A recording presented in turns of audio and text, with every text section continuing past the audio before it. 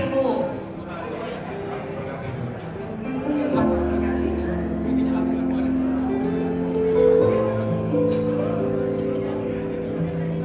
Ya, saya percaya ada begitu banyak sukacita dan kegembiraan di tempat ini. Untuk itu mari kita satukan hati, kita memuji dan memuliakan Tuhan dengan penuh sukacita.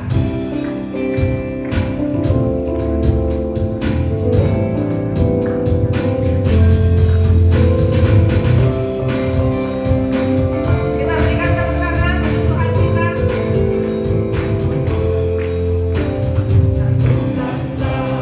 Hati kami untuk memuji dan menyembah, oh Yesus, Tuhan dan Rajaku.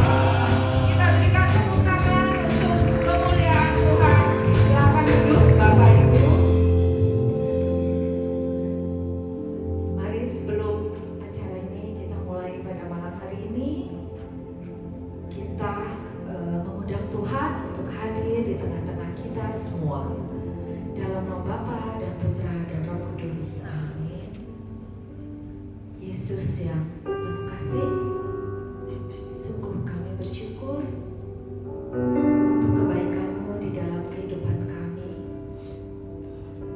Kami yakin kami ada pada saat ini, di tempat ini, semua karena kebaikan-Mu, semua karena kasih sayang-Mu kepada kami semua.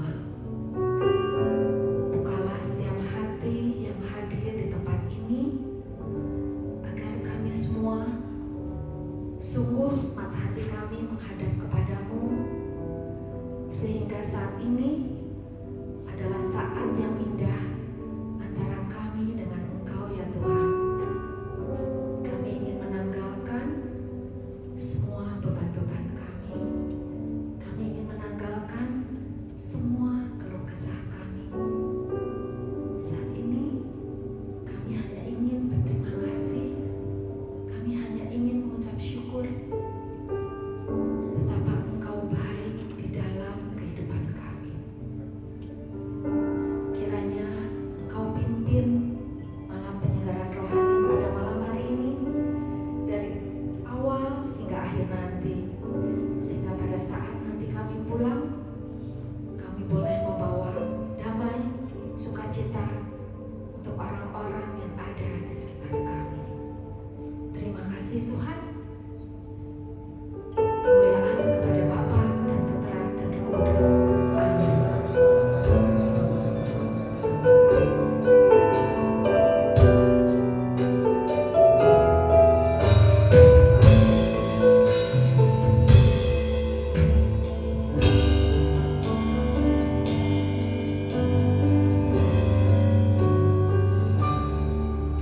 Terima kasih Tuhan untuk kasih setia-Mu yang ku alami dalam hidupku. Terima kasih Yesus untuk kebaikan-Mu sepanjang hidupku. Terima kasih Tuhan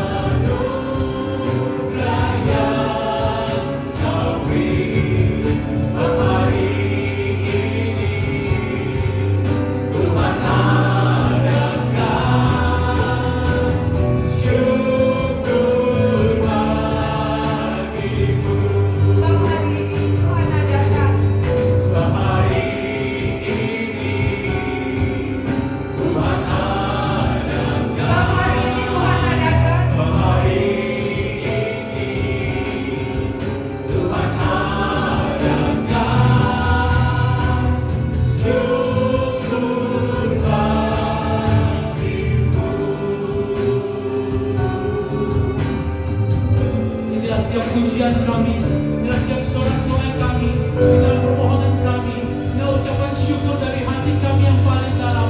Dan saat ini tibalah saatnya bagi kami memuji dan memuliakan nama Engkau, karena Engkaulah Tuhan kami yang bertahta dahulu, sekarang, sampai selama-lamanya. Berikan sorak-sorai meriah buat Tuhan kita Yesus Kristus. Puji nama Tuhan. Saya minta Bapak Ibu Saudara sekalian kita kasih tos kiri kanan, katakan, engkau orang-orang yang diberkati Tuhan. Engkau orang-orang yang kasih Tuhan. Kasih tos 5 orang, katakan engkau orang-orang yang berkati Tuhan. Puji nama Tuhan. Mari saat ini sambil bertepuk tangan, kita membawa syukur kita kepada Tuhan.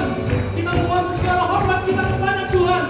Sungguh dalam firman Tuhan katakan, masuklah ke dalam gerbangnya dengan puji-pujian, pelatannya dengan ucapan syukur. Haleluya. Mari bersama katakan, Bersyukurlah kepada Tuhan, sebab Dia baik, bahwasanya untuk selamanya kasih setianya. Bersyukurlah kepada Tuhan, sebab Dia baik, bahwasanya untuk selamanya kasih sekali setianya. lagi katakan, Bersyukurlah kepada Tuhan, sebab Dia baik, bahwasanya untuk selamanya kasih setianya. Bersyukurlah kepada Tuhan, sebab Dia baik, bahwasanya untuk selamanya kasih setianya. yang merasa kebaikan Tuhan, boleh kamu tanya yang meriah buat Tuhan kita. Haleluya. Inilah pujian kami, inilah sorak-sorai kami Tuhan.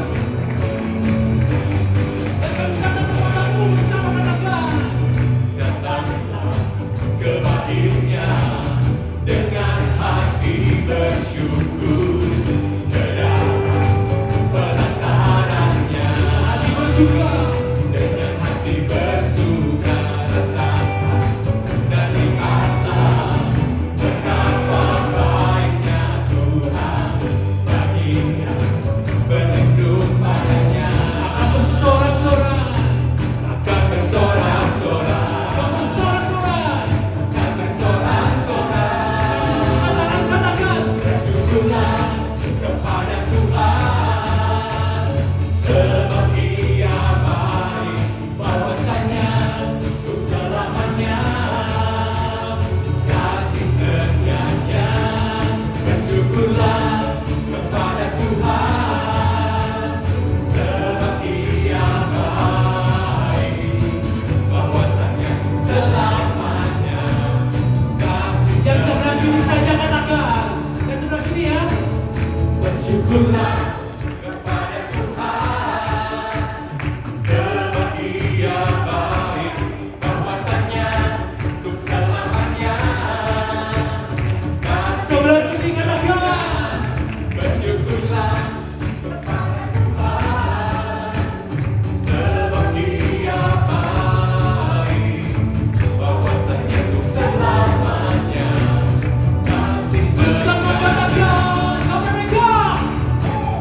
Bersyukurlah kepada Tuhan, sebab Dia baik, bahwasanya untuk selamanya kasih setianya.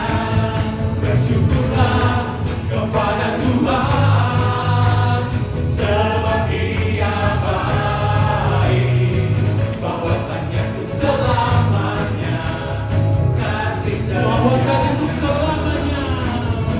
Bahwasanya untuk selamanya, Bahwasanya. bahwasanya untuk Katakan dengan segenap hati. bahwasanya untuk selamanya kasih setianya. Sama-sama kita katakan. Bersyukurlah Dengan sorak-sorai lewat Tuhan kita Yesus Kristus. Puji nama Tuhan, karena kami percaya Engkaulah gunung batu kami, Tuhanlah kekuatan kami, kota benteng sama Tuhan. Kita tidak perlu khawatir, bersama Tuhan Dia akan jamin hidup kita. Amin. Berikan sorak-sorai sekali lagi buat Tuhan kita Yesus Kristus dan buat Tuhan kami yang benar.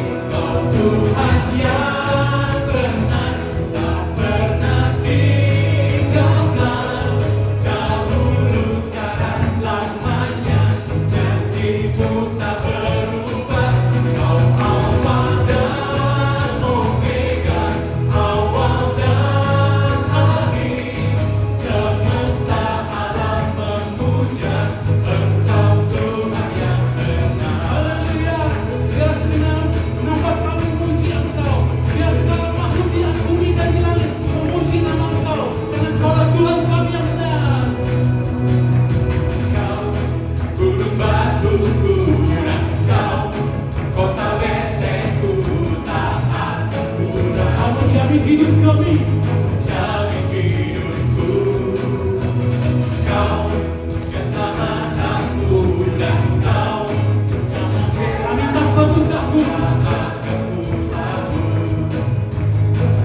di dalamku, walau badai menerpa di dalam hidupku ini.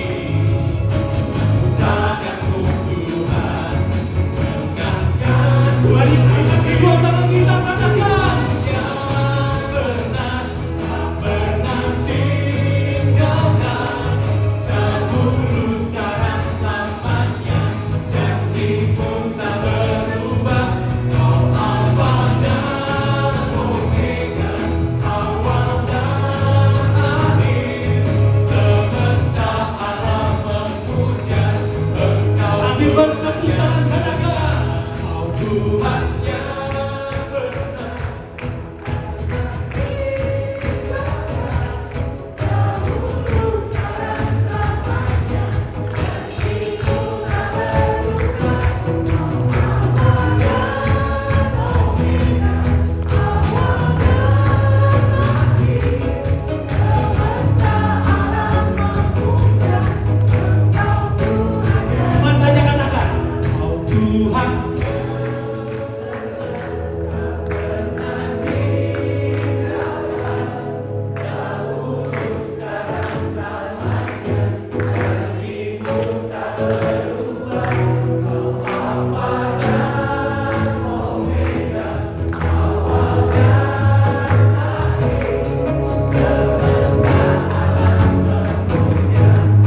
Mari bersama-sama katakan. Kau Tuhan yang benar, tak pernah tinggalkan. Dahulu sekarang selamanya, janji-Mu tak berubah. Kau Alfa dan Omega, awal dan akhir. Semesta alam memuja Engkau Tuhan yang Alam memuja. Katakan semesta. semesta Semesta alam memuja. Dengan dahsyat katakan.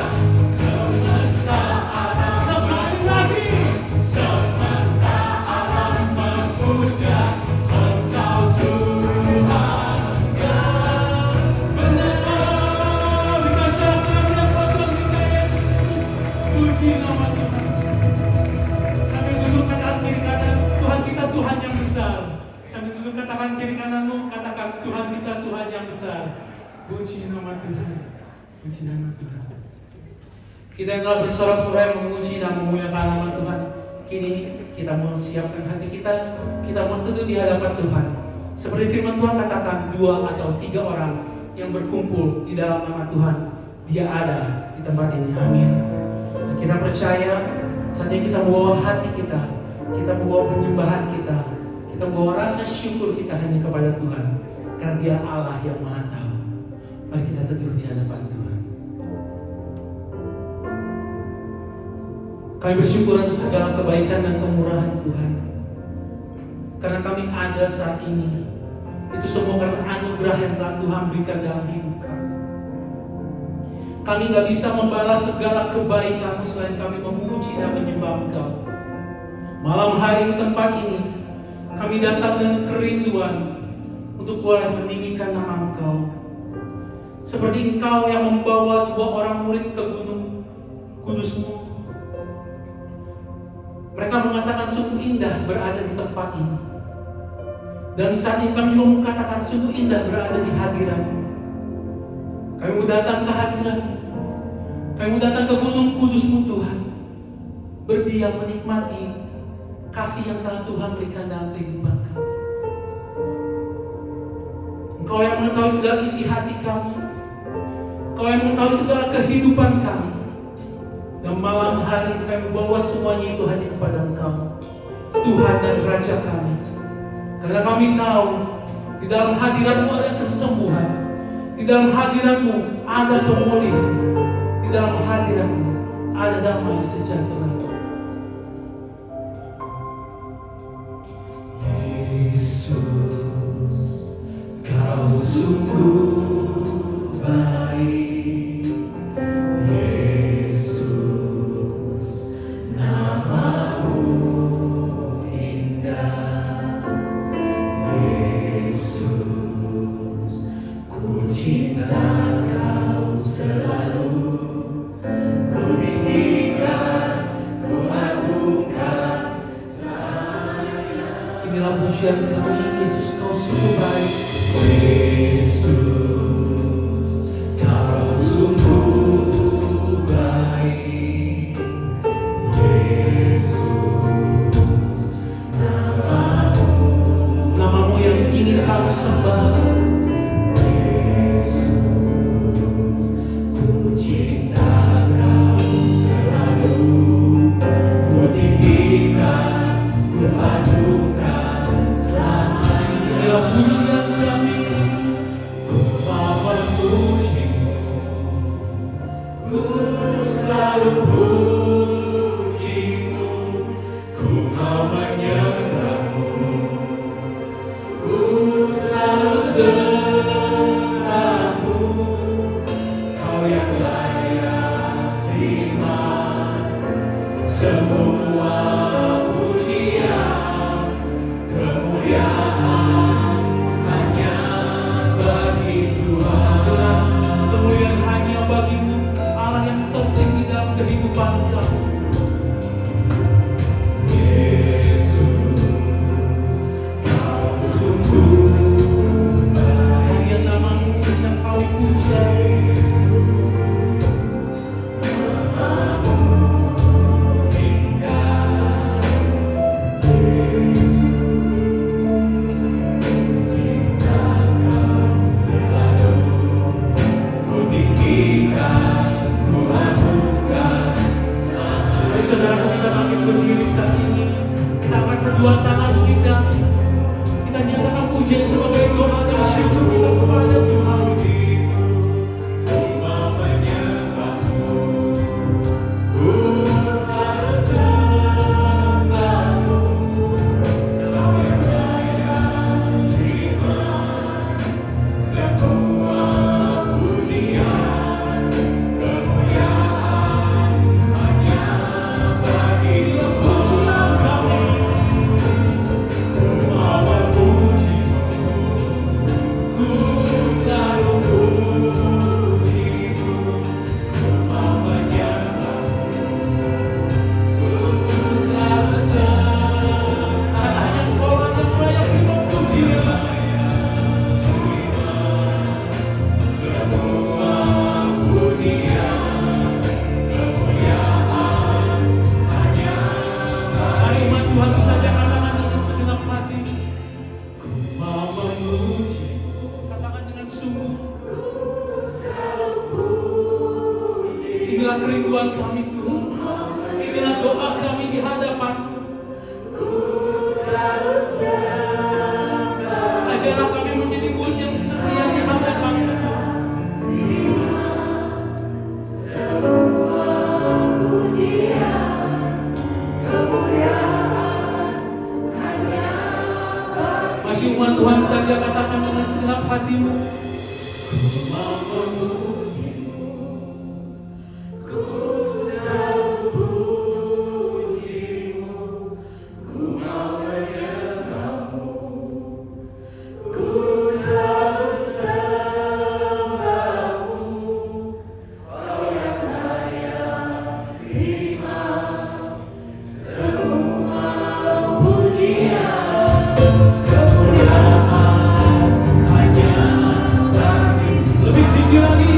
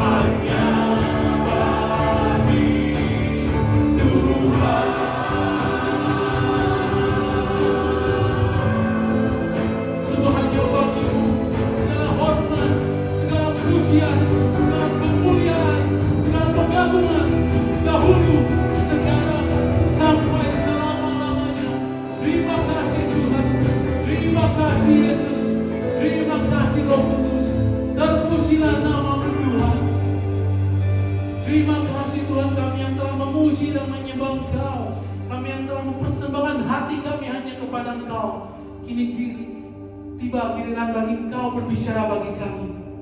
Kami ucap syukur dan berterima kasih Engkau telah kirim anakmu Bapak Leonardi ke tempat ini. Pengurapan-Mu, penyertaan-Mu turun atas anakmu ini. Biarlah Engkau yang menaruh setiap firman-Mu, Engkau yang menaruh setiap pengajaran-Mu dalam hatinya. Biar apapun yang ia sampaikan malam hari, semuanya berasal daripada Engkau. Dan ajarlah kami untuk meneladani Maria yang mau duduk, diam, mendengarkan setiap perkataan-Mu. Terima kasih Tuhan, terima kasih Yesus, terima kasih Roh Kudus. Demi Yesus Kristus Tuhan dan pengantara kami yang hidup dan bertahta dalam persatuan dengan Roh Kudus, kini dan sepanjang segala masa. Amin. Semuanya sehat, ya. Puji Tuhan ya. Dari wajah-wajah yang hadir kelihatannya sehat semua. Karena dalam situasi begini, meskipun pandemi sudah mulai berlalu, kesehatan itu tetap harus dijaga. Karena sejatinya kesehatan itu harganya mahal sekali. Kalau kita sudah jaga kesehatan, sudah nabung uang yang banyak. Amin. Saya suka cita datang kembali ke Bandung, terutama bicara lagi di KPP K1 Yusuf. Sudah cukup lama.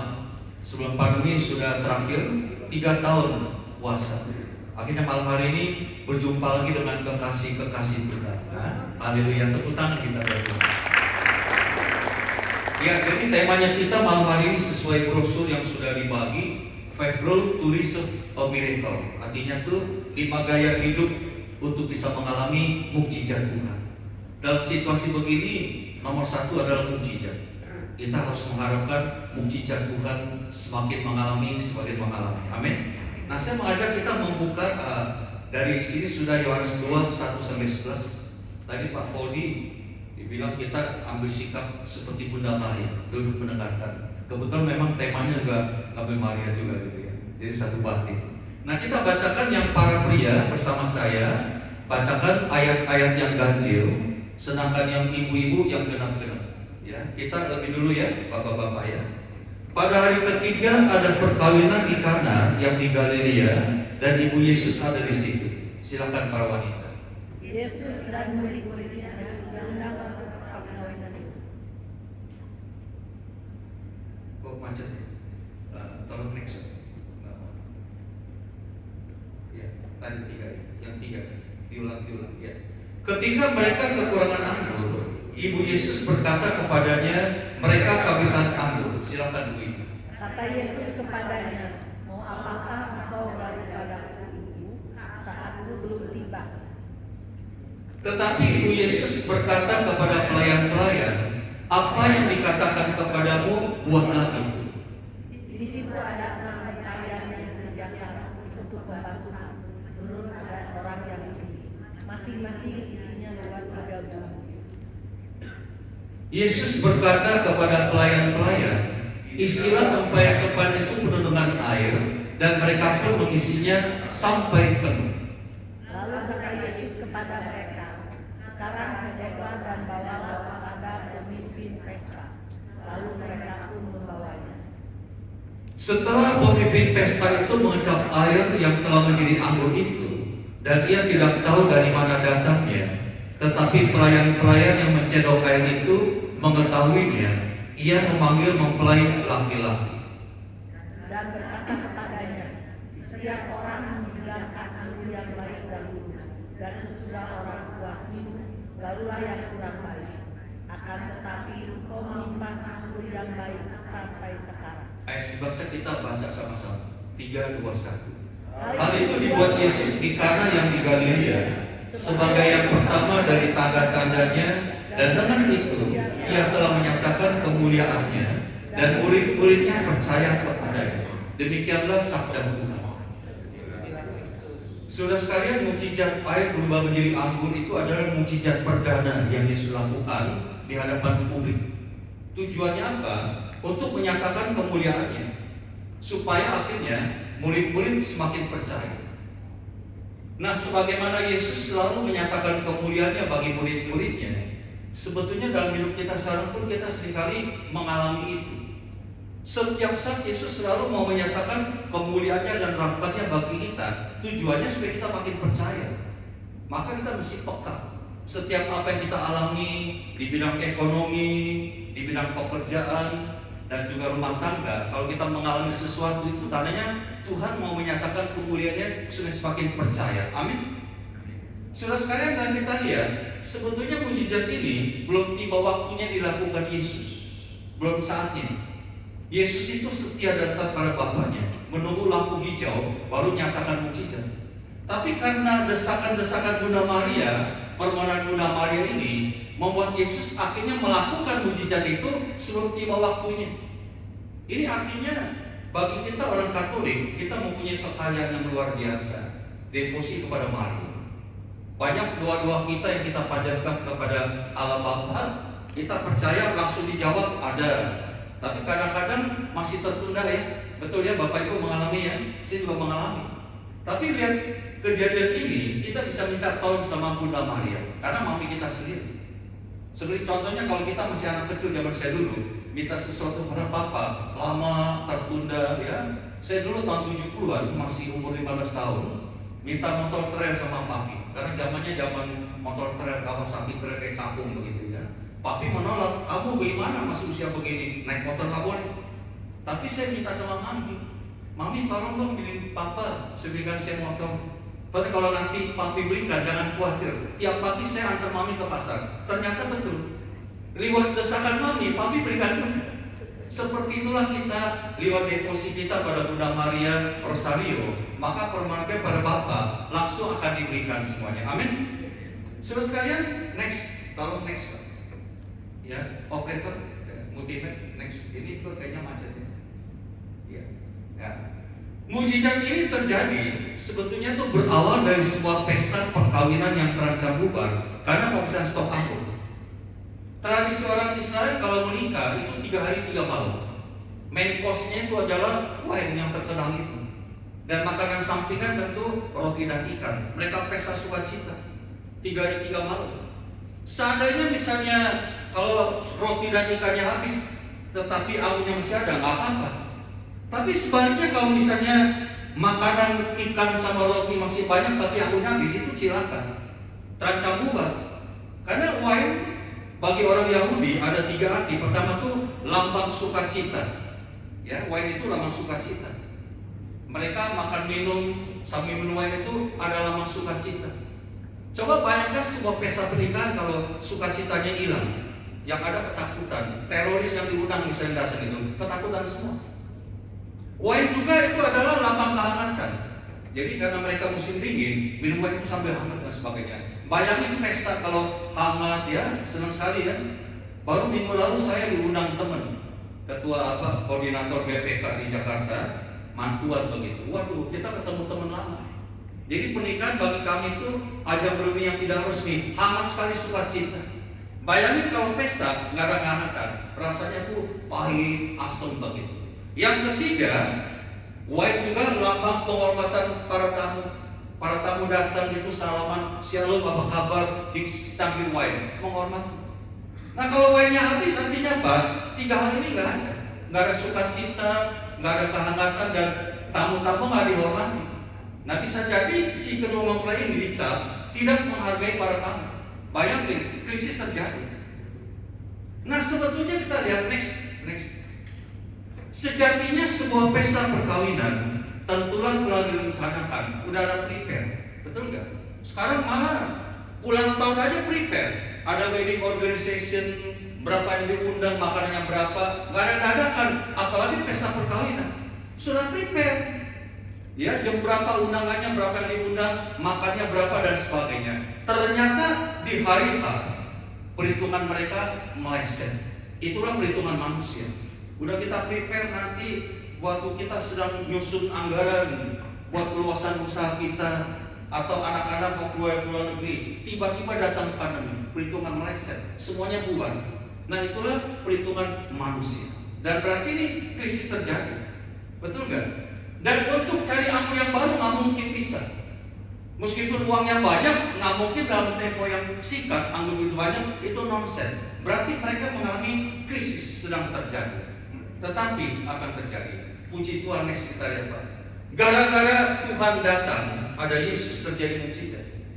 Gara-gara Yesus diundang di tempat itu, terjadilah mujizat. Air diubah menjadi anggur. Dan pesta sukacita berlangsung lagi. Krisis nggak terjadi. Luar biasa. Gara-gara Yesus diundang.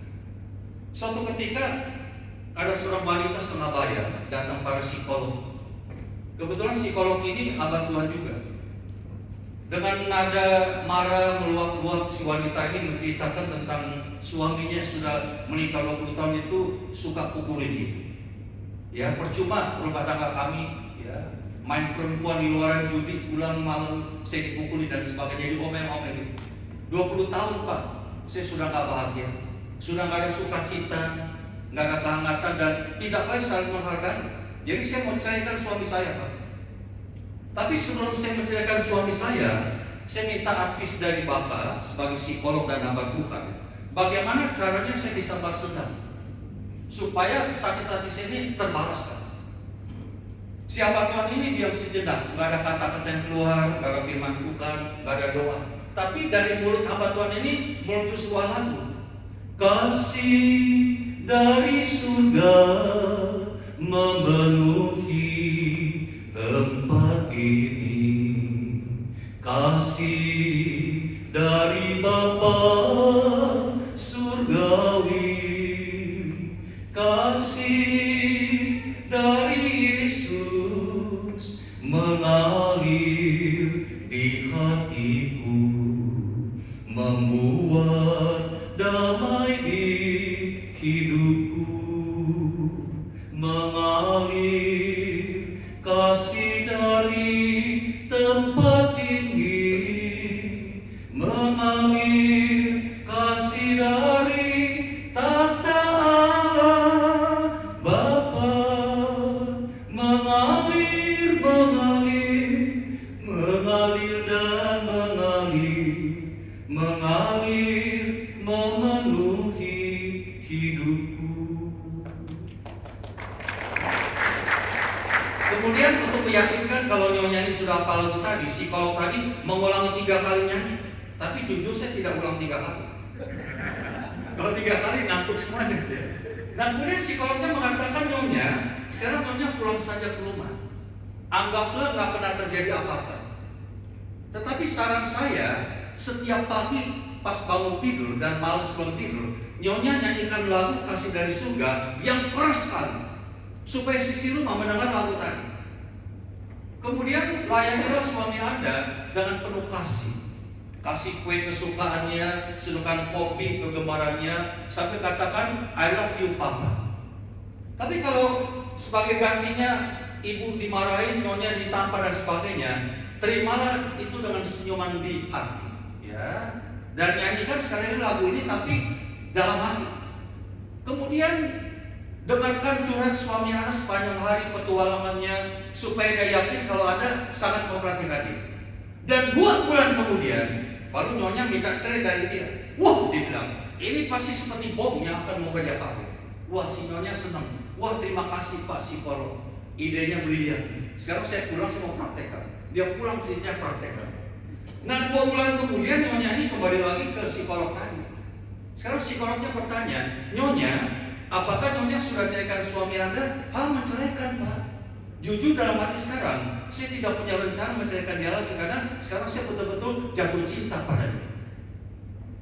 Gara-gara Yesus hadir lewat lagu Kasih dari Surga, rumah tangganya terselamatkan.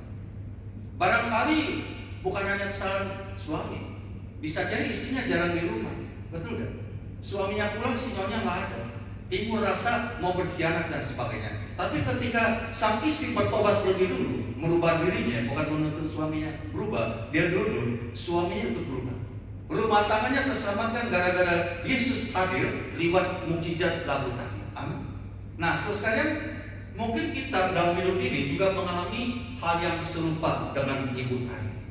Kita pun seperti ke rumah mempelai tadi. Mungkin di bidang ekonomi yang morat-marit, ya, efek daripada pandemi yang berkepanjangan, pekerjaan yang sulit, kesehatan terganggu. Tentu kita pun ingin mengalami mukjizat yang sama. Bagaimana Yesus bisa lakukan mukjizat dalam hidupku? Nah, caranya bagaimana? 5 rule itu. Yang pertama, next. Yang pertama, hadirnya Yesus di tempat tersebut. Untuk bisa lakukan mujizat, syarat pertama, Yesus mesti diundang hadir di tempat. Dalam hal ini, si kedua mempelai mengundang Yesus hadir. Saudara sekalian, pesta pernikahan itu suasananya gembira, sukacita dan bahagia. Ternyata kedua mempelai tidak melupakan Yesus dalam suasana gembira. Dia mengundang Yesus satu paket dengan maminya sekalian, untuk menikmati syukur mereka. Padahal kita manusia dulunya, kalau lagi senang-senang begitu lupa sama Yesus, ya kan? Usaha maju, ya naik pimpinan tertinggi, anak-anak sehat itu lupa sama Tuhan. Jalan-jalan kita pesta-pesta. Tapi begitu krisis ekonomi datang, pandemi datang, baru novena, betul gak? Anak-anak sakit, lulus nggak bagus dan sebagainya, baru rosari. Nah, tetapi kedua mempelai ini sejak awal udah undang Yesus. Mereka tidak kepepet undang Yesus. Dan undangan Yesus ini sangat krusial, sangat signifikan. Gara-gara diundang ada mujizat. Coba seandainya kalau Yesus nggak pernah diundang, nggak pernah ada mujizat. Maka marilah rule yang pertama, kalau kita mau mengalami mujizat seperti itu, undanglah Yesus selalu hadir dalam hidup kita. Jangan kepepet. Jangan seperti para murid di Danau Galilea, kan bersama Yesus di perahu itu, tapi mereka tidak mau mengandalkan Tuhan. Dia bilang, kan ini urusan saya di Danau Galilea. Kami sudah 7 turunan di kapal ini, mancing ikan kapan, ada badai datang, bagaimana kami cara mengatasinya dan sebagainya. Yesus nggak dibutuhkan, tertidur. Sebetulnya yang tidur itu siapa? Yesus atau iman para murid? Iman para murid. Ya, seolah-olah udah nggak berguna. Yesus hanya sebagai penumpang. Tapi setelah dia upayakan nggak selesai badainya, sampai luar biasa, sampai terbalik kapalnya, dan para murid mungkin terkencing di celana karena ketakutan. Baru minta tolong sama Yesus. Kan kepepet. Meskipun kepepet, Yesus nggak pernah luka batin, tetap ditolong juga. Bagi kita juga sama. Meskipun di tengah impian hancur sekalipun, kita baru minta tolong, Yesus tetap menolong. Cuman bagi kita yang mengaku sebagai murid Yesus, ku tetap cinta Yesus selamanya. Meskipun badai silih berganti dalam hidupku, ku tetap cinta Yesus selamanya. Kan ngakunya begitu, tapi gerimis sudah nggak datang ke gereja. Nah, maka kalau kita mengaku saya mencintai Tuhan, sejak awal undanglah Yesus, jangan kepepet. Mungkin Anda mengatakan, Pak, saya kan sudah dibaptis, sudah terima sakramen Ekaristi, sakramen baptis, Yesus sudah ada dong. Betul. Waktu kita dibaptis ke orang Katolik, Yesus hadir secara permanen dalam hidup kita dan nggak pergi-pergi. Tapi apakah kemudian dalam perjalanan waktu Yesus hadir sebagai pribadi yang hidup? Belum tentu. Tergantung gaya hidup kita. Jangan-jangan Yesus hadirnya kita sebagai status orang Katolik. Kan saya udah Katolik, udah punya sertifikat Katolik. 1 tahun saya katakumen. Sampai katakumennya kan malam minggu saya sampai buang waktu puncak. Atau hari Rabu main golf, saya buang-buang waktu main golf gara-gara katakumen. Sekarang saya udah puncak orang Katolik, ini dapat sertifikat. Datang pandemi. Bisakah sertifikat menolong pandemi? Gak bisa. Harus mengadakan Yesus. Nah, makanya sebagai orang Katolik, kita harus menghadirkan Yesus sebagai pribadi yang hidup. Bukan karena status kita Katolik. Kan saya udah ke gereja, betul, tapi belum tentu hidup. Nah, bagaimana supaya Yesus hidup? Kita mesti punya relasi pribadi dengan Tuhan Yesus. Sakramen Ekaristi itu puncak persekutuan kita orang Katolik dengan Tuhan.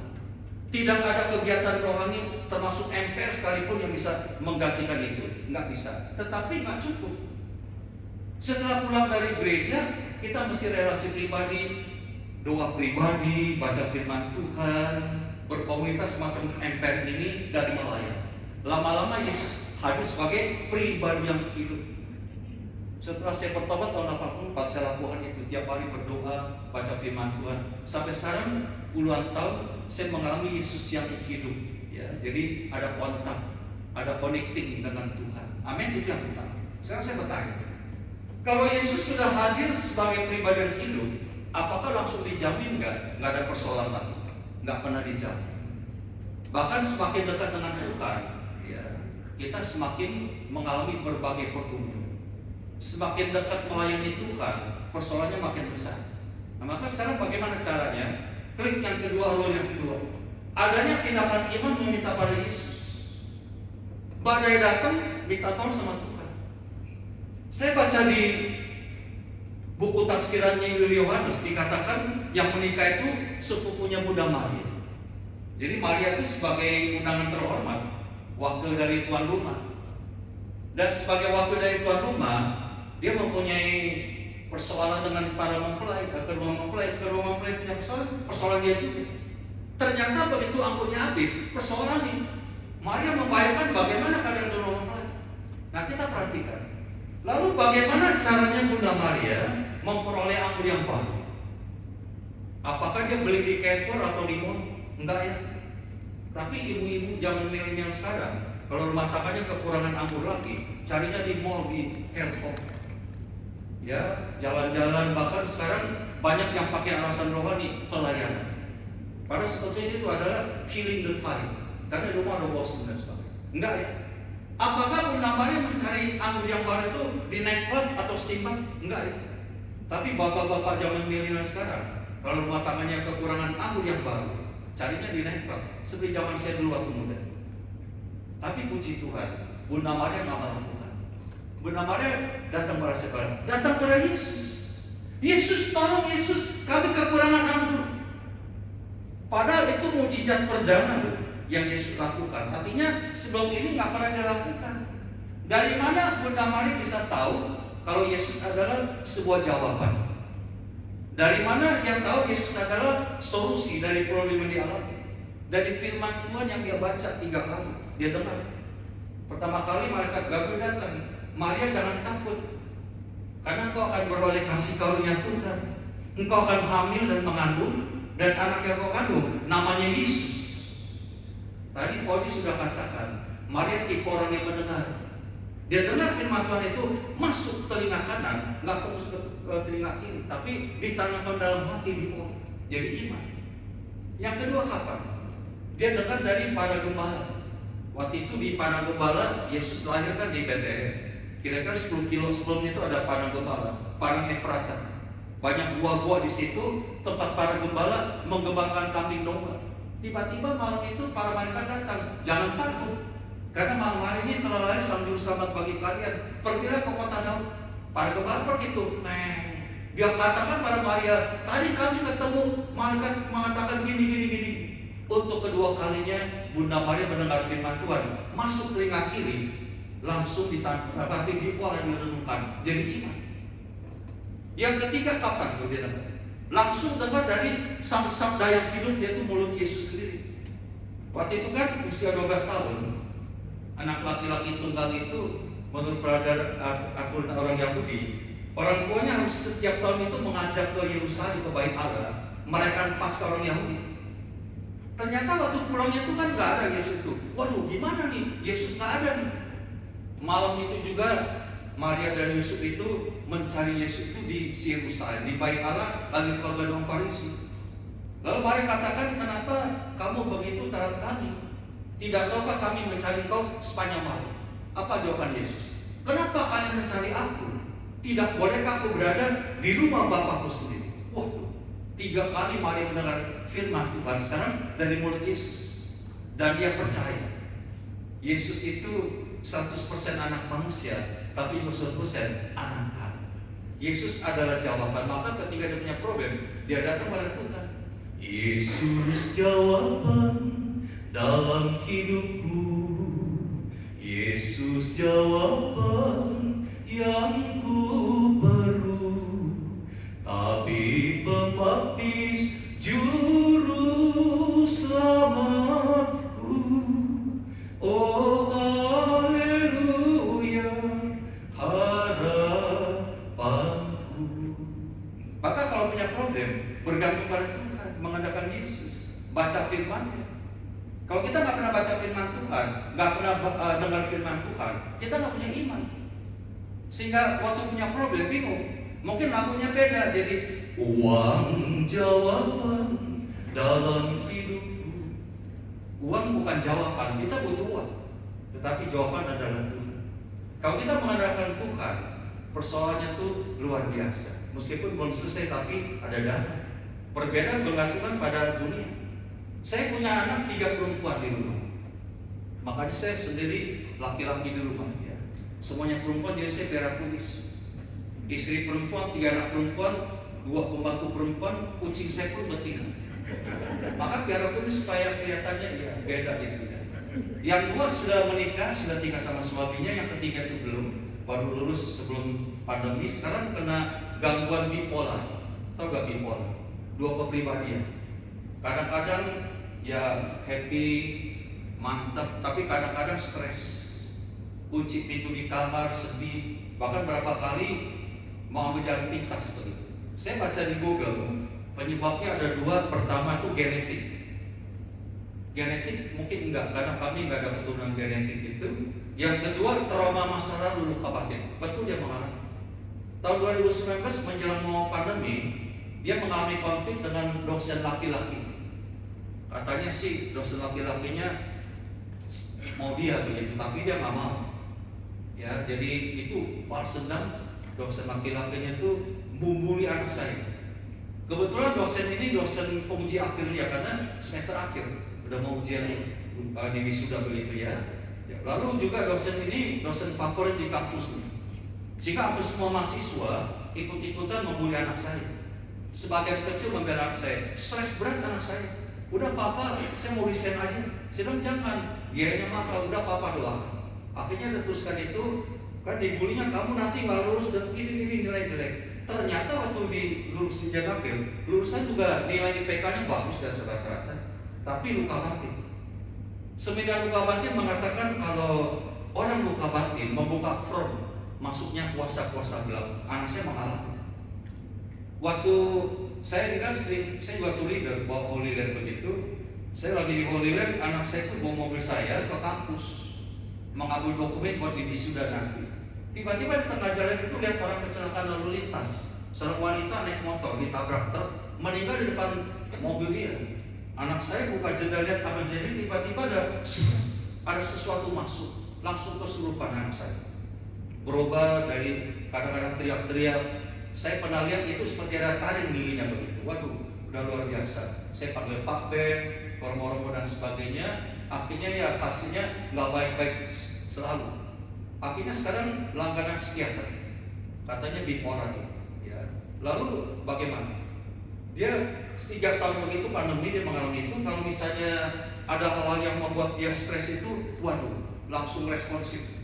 Dia 2020 tuh pacaran. Saya bilang puji Tuhan nih.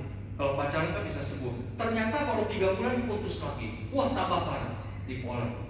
Tahun 2021 lamar kerja sebagai pramugari di Qatar Airlines. Memang puji Tuhan saya, maaf ya bukan sombong, anak saya ini dikaruniai kecantikan sama Tuhan. Mau lamar jadi pramugari Qatar, saya nganterin. Tes kecantikan lulus, bahasa asing lulus, tinggi badan lebih tinggi dari saya. Ya, tetapi begitu tes kaki gagal. Kaki itu masih lempeng pramugari. Dipunya pakai bambu. Anak saya kakinya bengkok dikit nggak lurus. Wah, parah sekali. Dia bilang, kenapa sih diciptakan seperti begitu? Sedih saya melihat itu. Ujung-ujungnya saya mengandalkan dunia. Saya mau berapa kali sudah ke kampus ajak duel itu dosen. Karena ujung-ujungnya kan urusan ini kurang ajar dosennya begini, anak seperti itu. Saya mau ajak duel. Tapi istri saya mengatakan, kamu mengandalkan siapa? Firman-firman Tuhan yang kamu bawa itu kan kamu mengajak umat mengandalkan Tuhan. Kalau kamu mengandalkan manusiawi begini, siapa mau mendengar firman kamu? Kamu pun seorang tour leader. Siapa yang bisa ikut tur kamu begini? Akhirnya betul. Saya bertobat, saya mengandalkan Tuhan. Nah, ketika kita mengandalkan Tuhan, mukjizat terjadi. Anak saya mulai agak sembuh sampai sekarang ini dan mulai kerja itu sebagai foto model kecantikan sampai sekarang. Tapi itulah, maka kita mesti mengandalkan Tuhan. Yesus jawaban dalam hidupku. Amin. Nah, itu juga. Nah, sekarang saya bertanya, Yesus sudah hadir sebagai pribadi yang hidup dan kita sudah mengandalkan Tuhan. Apakah dijamin doa-doa kita langsung dikabulkan enggak? Nah, secara instan enggak? Ada yang instan tapi banyak yang tertunda juga, betul. Lalu gimana? Rule yang ketiga kita lihat, ya, adanya sebuah pengharapan. Kita melihat Maria berkatakan, Yesus tolonglah kami. Apa jawaban Yesus? Mau apakah engkau ada berat ibuku? Satu belum tiba. Dari jawaban ini tidak seorang pun yang tahu apakah Yesus langsung menolong atau enggak. Termasuk Maria tadi. Tapi Maria ini melihat gestur tubuh Yesus. Kata psikolog mengatakan, saya kan seniman lukis. Waktu saya belajar di Jogja, karena saya gambarnya gambar wajah, itu ada belajar dikit psikologi juga. Psikologi mengatakan wajah manusia cerminan dari hati. Betul kan? Kalau kata-kata bisa membohong, tapi kalau muka dan sikap tubuh nggak bisa membohongi, nggak bisa menipu orang. Ketahuan isi hatimu. Tapi kata-kata bisa menutupi. Makanya Yesus bilang, mau apakah pada hari itu satu belum tiba. Tapi Maria melihat gestur tubuh Yesus, lihat wajah Yesus. Karena 9 bulan tinggal dalam rahimnya, ada kotak batin. Pasti Yesus akan melakukan. Ternyata betul. Maria berkata kepada para pelayan, apapun yang kamu katakan, perbuatlah itu. Kita lihat ini sikap apa? Sikap sebuah pengharapan. Meskipun ngomongannya begitu, kayak mau ditolak, tetapi Maria tidak putus semangat. Dia tetap berharap akan terjadi mukjizat. Ternyata betul. Lewat pengharapan Maria, mukjizat terjadi. Pengharapan Maria adalah pengharapan kita semua, saudara sekalian. Apapun situasi kita, tetap harus punya pengharapan. Dokter mengatakan udah percuma 3 bulan usia kamu kena kanker payudara stadium 4, tapi tetap harus punya pengharapan. Meskipun aset-aset kamu jual, tetap harus bayar utang, tetap harus punya pengharapan.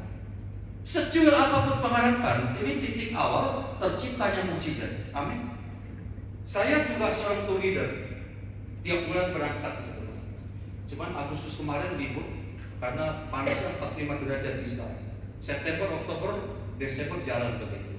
Ada tempat yang paling bagus menurut kami orang Katolik ya kita itu di Kana, ya, gereja Kana yang mukjizat ini terjadi. Itu kan ceritanya kita Pak Sutri kita bawa, terima pembaruan janji pernikahan sama romo kita bawa, ya. Lalu acaranya setelah didoakan itu, si pria itu kasih kembang ros kepada wanita istrinya. Istrinya kasih cangkir wine kepada suami. Sekarang dari mana datangnya ros itu? Jadi di depan gereja itu ada toko anggur, toko wine. Saya biasa bawa peserta belanja di situ sebelum ikut misa ya. Lalu sebagai tanda terima kasihnya, kompensasinya, yang jawaban itu tanya berapa you butuh bunga mawar, kita sediakan. Kalau bawa 10 pasutri, 10 tangkai. Tahun 2013 saya bawa 30 orang ke sana. Pasutrinya ada 10 orang, jadi 20 orang. 10-nya nggak bawa ke sana. Kan tentu dia harus kasih 10 tangkai mawar ya. Ternyata saya dikasih 11. Saya pikir 11 ini buat siapa? Dibuang saya, nggak dikasih bagaimana begitu ya. Maka saya pegang aja sambil mengikuti misa begitu. Tanpa saya sadari, setangkai mawar yang saya pegang itu menjadi pemicu pulihnya hubungan Pak Sutri dari peserta tur saya. Selesai foto-foto di gereja itu, seorang ibu datang peserta saya, Pak Leonardi, boleh gak Bapak kasihkan mawar saya itu ke saya mewakili suami saya? Karena saya kuliah kan saya ikuti juga firman itu, saya kasih dia menangis. Saya pikir suaminya udah meninggal atau cerai. Ternyata malamnya di hotel dia bilang suaminya ada tetapi suaminya saklek, sangat dominan. Dan yang mengecewakan saya itu dia nggak mau Katolik masih nggak apa-apa. Waktu kami menikah dia nggak mau terima sakramen pernikahan. Padahal kan bisa dispensasi. Akibatnya saya dilarang terima komunis koridor, itu hukum gereja.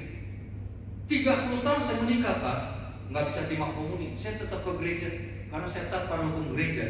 Tangannya silang begini, artinya apa? Seperti kata umum. Padahal orangnya orang kaya, punya toko berlian di Jakarta. Dia bilang Pak Leonardi, dengan uang saya bisa beli apapun di dunia. Ternyata saya nggak mampu beli komuni yang saya sangat rindukan. Ini kebetulan suaminya maaf aja, termasuk tipe suami yang setia. Setiap tikungan ada. Tiap tikungan punya setir. Ya, jadi setianya setiap tikungan ada gitu. Di Malaysia punya selir, di Singapura juga pacar dan sebagainya, jarang pulang ke Indonesia. 1 tahun itu hanya 1 bulan pulang. Itu dikelola sama istrinya, perusahaannya mana anaknya. Pak, dia bilang sebetulnya saya bisa balas dendam juga Pak. cara suami saya, tapi saya tidak mau berkhianat. Saya mengandalkan kasih Tuhan. Saya berharap kepada mukjizat Tuhan, pengharapan. Dan Tuhan dengar. Kami jalurnya kan masuk Israel, keluar Mesir. Di Mesir itu hari terakhir sebelum pulang ke Indonesia, mampir ke gereja Sampah, mukjizat Yesus itu, gereja Bukit Mokatam begitu ya. Kita doakan Tuhan lihat pengharapan ibu ini. Sebelum pandemi anaknya married. Saya jadi wakil keluarga, lalu malamnya ceritanya mau doakan di hotel begitu ya. Pak Leonardi, sebulan yang lalu saya datang ke rumah paroki, minta juga upayakan terima sakramen pernikahan buat kami berdua dengan suami. Saya masih berharap ya, sekalian dengan anak saya married supaya saya bisa terima komuni Pak. Romo parokinya setuju tapi suaminya nggak setuju dan nggak mau pulang. Kita doa lagi, ternyata betul. Seminggu sebelum married anaknya, suaminya pulang dan mau terima sakramen pernikahan meskipun dispensasi. Wah, ibu ini menangis terseduh di gereja karena dua pasang meninggal, pasangan milenial dan pasangan jadul menikah gitu. Tapi sampai sekarang belum Katolik, suaminya nggak apa-apa, yang penting sudah dispensasi. Ini pengharapan. Maka kita mesti berharap. Apapun situasi kita, sekecil apapun pengharapan kita, titik awal terciptanya mukjizat. Roh yang keempat, adanya ketaatan. Roh keempat mesti taat kita. Anda perhatikan, tokoh penting selain mempelai dan Maria, para pelayan juga penting. Sebelum Yesus lakukan mukjizat kan butuh tempayan isi air, 6 tempayan. Yang urusin itu para pelayan. 6 tempayan. Satu tempayan isinya 120 liter, 6 tempayan 720 liter. Dan zaman dulu nggak ada sistem pengairan air, nggak ada irigasi, nggak ada keran air, mesti digotong tempayan ke sumur. Bayangin para pelayan lakukan itu dari A sampai Z tanpa marah, tanpa ngomel, cuman dalam hatinya heran, kok begini ya? Apakah bisa? Mungkin mereka bertanya-tanya. Kan yang penting kan anggur, kok ini air? Ngapain? Tapi mereka lakukan tanpa protes. Dan akibatnya terjadi mukjizat karena ketaatan. Coba kalau para pelayan nggak taat, nggak ada mukjizat. Saudara sekalian, mukjizat Tuhan, keselamatan Tuhan harus kita alami juga lewat ketaatan kita, kerjasama dengan Tuhan. Tuhan menyatakan mukjizat, bagian kita manusia taat kepada firman Tuhan, baru terjadi action, baru terjadi mukjizat. Saya sebetulnya juga punya bakat melukis. Mungkin sudah pada tahu ya, saya juga pelukis begitu. Tapi saya pelukis betulan loh, bukan pelukis. Dari kecil saya ada melukis film, bioskop, tapi gara-gara itu kan saya amburadul hidupnya. Setelah bertobat, lukisan rohani begitu. Waktu itu saya putuskan 7-8 tahun yang lalu udah nggak melukis. Karena jarang yang pesan begitu ya. Karena apa? Karena saya bayangkan itu lukisan memang kebutuhan sekunder sih. Betul ya? Bukan primer. Primer itu kan makan minum kesehatan. Lagi corona gitu kan orang lari ke insulin, ya gak makan minum. Lukisan mah gak dilirik. Itu kan kebutuhan sekunder. Jalan-jalan, nonton, hobi itu kan sekunder begitu. Mendingan bawa tur aja saya bilang kan. Dapat dolar aja gitu ya. Maka saya putuskan udah gak melukis 7-8 tahun yang lalu sebelum pandemi. Tangan saya udah kaku, lalu studio udah kayak gudang, udah gak ada hasrat, gak ada passion lagi untuk melukis begitu. Dan ketika saya mau teruskan, meledak pandemi 3 tahun, waduh geger rumah tangga kami, keuangan anjlok, turun nggak jalan, nggak ada pelayanan, dan juga bagaimana ya tabungan kami, aduh, yang namanya kami ya 3 bulan aja udah keluar begitu ya. Tetapi sama sekali saya nggak kepikiran kembali melukis, nggak kepikir. Tuhan yang ingin saya kembali. Caranya gimana? Saya kalau tidur nggak pernah matikan handphone, off on terus, karena banyak yang minta pelayanan tengah malam. Ada WA masuk, Pak Leonardi masih melukis gak? Saya kaget, kok ada kata melukis? Saya yakin Tuhan yang menginginkan. Emang kenapa Bu? Saya udah 7-8 tahun nggak melukis Bu. Begini Pak, dia bilang, sebelum pandemi itu saya lagi doa pagi di kamar doa. Saya mengalami penampakan Tuhan Yesus seperti Suster Faustina begitu. Ada ayatnya, jangan khawatir akan masa depanmu anakku, kamu selalu ku lindungi gitu ya. Saya pikir biasa-biasa Pak. Tapi ketika pandemi mulai datang, saya baru ingat tentang itu. tolong dong Pak Leonardi lukiskan keadaan kejadian ini. Saya lagi doa, Yesus hadir. Waduh, saya bilang saya udah kaku, saya nggak berani jamin. Saya tanya Tuhan dulu deh, saya bilang bagaimana gitu. Saya doa seperti para pelayan doanya. Tuhan, apakah benar nih bisa kembalikan ekonomi bagi kami lewat lukisan? Jangan-jangan cuma satu lukisan kotor-kotor di tangan. Saya bilang muaranya gede, mesti beli cat lagi, betulin gudang, studio kayak gudang. Bagaimana Pak bisa dijamin kebutuhan kami gede loh? Tuhan kan gak jawab dong, betul ya? Yang jawab perempuan ini, diputus Pak, tolong Pak, berapapun saya bayar Pak. Akhirnya saya menyerah. Saya minta waktu 3 bulan. Pertama-tama berat, ya tangan udah kaku, mesti beli cat yang baru dan sebagainya. Tapi begitu 50% usaha itu jadi, mukjizat terjadi. Passion saya ada lagi, tangannya udah lincah, bisa menari-nari, lihat nafas lagi dan sebagainya. Baru 70% selesai, ada telepon Pak minta belas saper Pak, lukisan lagi. Selama 3 tahun penuh pandemi berlangsung, lukisan menjadi solusi bagi kehidupan kami. Ya, amin. Karena apa? Karena taat kepada firman Tuhan. Kita mesti taat. Mukjizat akan terjadi, keselamatan akan kita alami. Di sisi kita manusia, kita mesti taat kepada firman Tuhan. Amin. Pro yang ke-5. Yang kelima terakhir itu respon manusia terhadap mukjizat Yesus. Sekarang coba Anda lihat bagaimana respon para manusia, termasuk udah mempelai itu, lihat mukjizat itu tercengang-cengang. Mukjizat yang Yesus lakukan di luar ekspektasi mereka. Tadinya bagi kedua mempelai dan pemimpin pesta, yang penting anggurnya masih ada deh. Yang penting pestanya nggak batal deh, nggak bubar, sudah cukup senang. Ternyata bukan hanya itu, anggurnya kualitas nomor 1. You have keep the good wine until anggur yang terbaik. Itulah karya Tuhan. Kalau kita setia dan taat, kita akan tercengang-cengang melihat mukjizat Tuhan. Aduh Tuhan, saya kan cukup senang dapat kejadian, ternyata kan luar biasa seperti itu. Saya targetnya 1 bulan waktu itu, di waktu pandemi, cukup 1 lukisannya sudah. Lukisan yang standar ukurannya itu. Orang pesen itu 5 juta. Kadang-kadang diskon 500.000, oke lah daripada nggak ada. Itu sudah oke lah ya. Buat kehidupan kami loh. Anak saya ketiga itu ke psikiater beradu sekali pergi obatnya. Belum kita makan, bayar tagihan sebaik. Cukup dicukupin. Makanya saya langsung begini, ikat pinggangnya ketat begitu. Tahun 2021 Januari 1 lukisan puji Tuhan saya bilang. Februari 1 lukisan puji Tuhan. Maret, April, Mei, Juni kosong, nggak ada yang pesen. Waduh, saya bilang bagaimana nih? Kalau sampai Agustus nggak ada lagi, bagaimana bayar tagihan? Bagaimana obat anak saya dan sebagainya? Wah, bagaimana? Waduh, mulai saya ya, tapi tetap nggak stres sih. Maksudnya tuh bertanya-tanya. Agustus akhir, saya kan khotbah online PDKK ibu-ibu di Surabaya pagi jam 10. Saya tentu kayak begini kan nggak tawarin lukisan, nggak boleh. Tawarin holiday juga nggak boleh, lagi pelayanan. Jualan nggak boleh. Hanya sharingan boleh cerita begitu. Setelah selesai jam 12 itu ada WA.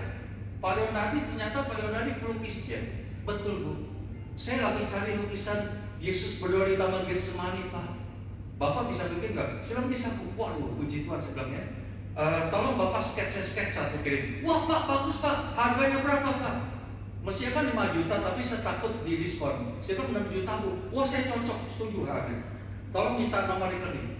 Saya kasih tuh, langsung dikirim internet banking, tau gak berapa juta? 8 juta. Kaget saya, kenapa gini Bu? Pak, maaf Pak, angkanya kan kurang bagus. Saya kasih angka yang bagus, 8 juta Pak. Dapat saya bilang, bagus lagi 10 juta kamarnya. Harus saya akan mati ya. Wah, air mata saya berlinang. Selama 1 bulan bikin berlinang air mata. Ternyata mukjizat Tuhan lakukan melebihi ekspektasi saya. Udah dipesan lukisan itu 6 juta saja, nggak dikurangi, nggak ditawar, 8 juta lagi. Luar biasa. Kalau saya pikir 1 bulan senang dia, saya kirim ke Surabaya. Ternyata ongkos kirimnya mahal juga, 500.000. Begitu sampai 2 hari kemudian dikirim lagi, pas 2 juta lagi dikirim. Jadi tepat 10 juta sesuai pengharapan saya. Jadi 2 bulan yang lalu itu lukisan luar biasa. Dan Bapak Ibu akan mengalami mukjizat seperti ini kalau kita setia dan taat selalu mengundang Yesus hadir dalam kita. Akan buat Anda tercengang-cengang. Loh kok begini Tuhan? Dapat pekerjaan saya sudah bagus Tuhan. Suami saya bertobat, saya sudah bagus. Tapi sekarang kok pelayanan Tuhan luar biasa. Seperti itu respon kita manusia. Semoga firman Tuhan malam hari ini bisa menyegarkan Anda semuanya. Tuhan berkati kita semua. Kita doa dulu ya, doa sebentar ya. Terima kasih Tuhan, malam hari ini malam penyegaran rohani yang diselenggarakan KPPK Santo Yusuf. Semuanya anugerah Tuhan. Para tamu yang diundang juga Engkau undang Tuhan, memenuhi setiap meja di tempat ini Tuhan. Tentu kami datang membawa berbagai problem kami, permasalahan kami, atau kami sedang mengalami krisis Tuhan. Sebagaimana Engkau sudah memberkati kedua mempelai dengan mujizat-Mu Tuhan, maka kami senantiasa mengharapkan mujizat itu terjadi dalam hidup kami ya Tuhan. Maka berkati semua problem yang kami alami supaya ada solusi. Kami berdoa bagi panitia MPR KPPK Santo Yusuf, diberkati semua program yang ada, sehingga program ini nama-Mu dipermuliakan Tuhan. Cukupkan semua dana materi yang mereka butuhkan untuk penyelenggaraan MPR ini dengan lancar. Dalam nama Yesus kami berdoa dan mengucap syukur. Amin. Puji nama Tuhan.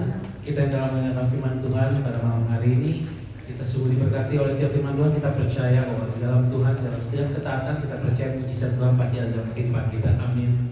Mari saat ini sebelum kita berikan persembahan terbaik, kita akan berdoa persembahan. Kita menundukkan kembali kepala kita dan kita berteduh di hadapan Tuhan. Kami ucapkan syukur dan terima kasih atas setiap firman yang telah Tuhan berikan bagi kami, yang telah Tuhan sampaikan pada malam hari ini. Ajar kami untuk belajar taat dan setia kepada Engkau. Ajar kami untuk boleh terus mencari apa yang menjadi kehendak Engkau dalam kehidupan kami. Karena kami percaya mujizat Tuhan masih ada sampai saat ini. Kami percaya ketika Engkau membuka pintu, tidak ada satupun yang dapat menutupnya. Terima kasih Tuhan untuk malam hari ini. Kami bersyukur dan terima kasih sekali lagi untuk anak-Mu Bapak Leonardi. Tuhan berkati pelayanannya, Tuhan berkati keluarganya, Tuhan berkati dimanapun ia Kau utus, supaya ia dapat menjadi garam dan terang dunia. Terima kasih Tuhan, dan sebentar kami akan memberikan persembahan. Tuhan berkati setiap anak yang memberi. Ajarlah kami untuk memberikan dengan rela dan ketulusan hati, agar setiap persembahan yang kami berikan ini dapat memperluas kerajaan Engkau. Terima kasih Tuhan, demi khusus Tuhan dan pengantar kami kini dan sepanjang segala masa. Amin. Baik, sambil mengirim persembahan, kita mengangkat satu hujan. Kita mau suruh katakan bahwa Allah kita adalah Allah yang sungguh baik. Dia yang sungguh akan menyatakan setiap kebaikan yang dalam kehidupan kita.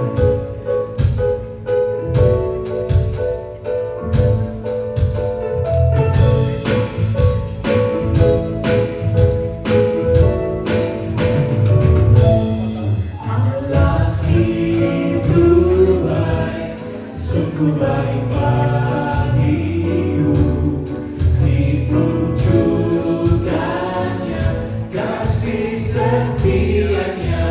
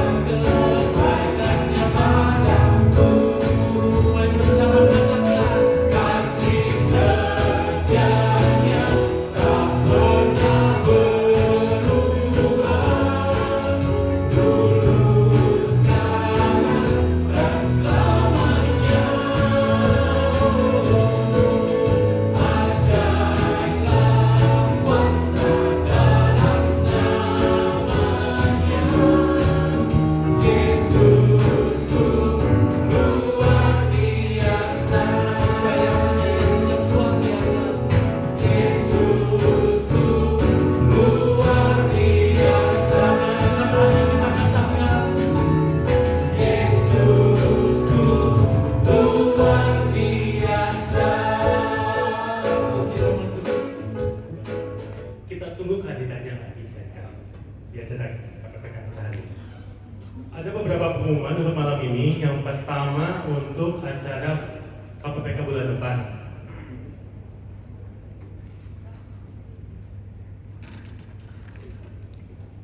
Acara bulan depan ini adalah Praise and Worship oleh Frankie Kuncoro, diadakan di Warung pada terang ini. Acaranya Praise and Worship, jadi Roensis, Bapak Ibu semuanya yang bisa hadir akan datang. Ini akan menarik sekali, terutama Frankie Kuncoro. Ada kita juga ya? Ada KPW, ada Jokoli juga. Pembukaannya juga oleh tim KPPK, dilanjutkan oleh Frankie Kuncoro.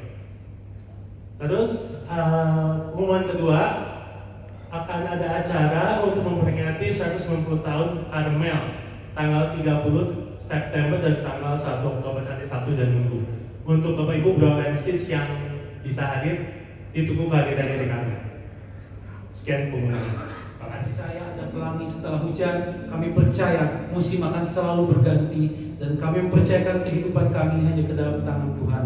Terima kasih Tuhan, kumpulan kami kembali di bulan yang akan datang untuk bersama-sama di tempat ini dapat memuji dan menyembah Engkau. Terima kasih Tuhan, terima kasih Roh Kudus. Sebentar kami juga akan kembali ke tempat kami masing-masing. Tuhan pimpin sertai kami dalam perjalanan pulang, sehingga kami boleh dapat selamat sampai ke rumah tanpa kekurangan satu apapun.